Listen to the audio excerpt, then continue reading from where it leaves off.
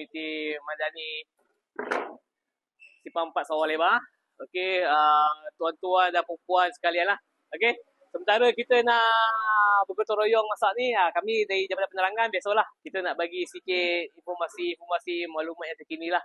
Apapun kita punya ni lah. Macam apa, peringatan kepada tuan-tuan puan lah. Sambil kita bergotong royong ni. Okey. Yang pertama sekali, kita nak tekankan tentang isu yang sekarang ni masih lagi ada baru ni. Isu berkenaan dengan skamer.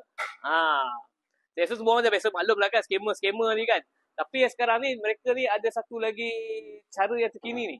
Cara yang terbaru. Yang ni ramai yang orang yang terkena sekarang ni. Itu berkaitan dengan link-link dekat WhatsApp tu. Yang link kat WhatsApp, kat Telegram tu. Okay. Kalau sekiranya tuan-tuan puan rasa macam curiga dengan link-link yang diberi dekat Telegram, WhatsApp tu, jangan tekan. Kadang-kadang dia orang cakap ada jemputan kenduri kahwin. Orang cakap apa, ada perjumpaan ni. Tu tekan link ni. Okay, kalau boleh kita jangan tekan link sembarangan. Sebab skamer ni macam cara digunakan. Bila kita tekan link tu, dia minta kehadiran, minta nama. Tak nama, dia minta pula kita punya nombor telefon. Dia minta nombor telefon, minta pula kita punya nombor akaun. Dia cakap, nak kena bayar pula perjumpaan ni kan. Kenduri kahwin lah apa semua tu kan. Kat situ kita jangan mudah terpedaya lah. Ini taktik yang pakai link sekarang ni. Kalau dulu pakai call. Pakai call ni kita dah tahu dah, dah boleh agak lah. Dia call ni pun, saya pun dah terkena 2 minggu lepas. Dia call IC betul tu. Saya jadi takut lah. Dia boleh tahu kita punya nombor IC. Kita punya alamat pun dia tahu. Kita jadi takut lah.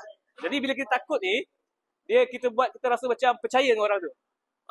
Macam mana dia boleh dapat maklumat kita. Itu untuk bahagian call. Bahagian call ni pun jangan mudah-mudah sembarangan untuk kita beri informasi kita lah.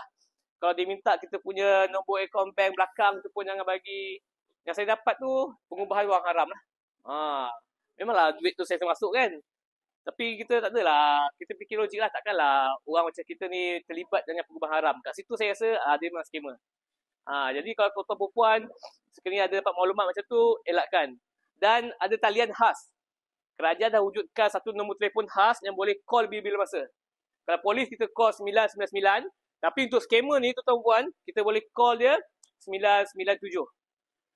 Tu nombor dia. Type dia 997. Bagi tahu kita dah kena scam ke ataupun ada orang nak cuba scam kita ke, kita buat laporan dekat situ terus. Sebab apa? Pihak polis takkan dapat buat apa-apa kalau kita tak beri maklumat lah. Tak beri tahu kat mereka. Kalau kita kena scam ni, kita diam. Kadang-kadang kita rasa malu. Aku dah tertipu pula, duit aku 2-3 ribu dah kena ni. Kita ada rasa malu. Tapi kita jangan rasa malu kalau kita kena scam ni.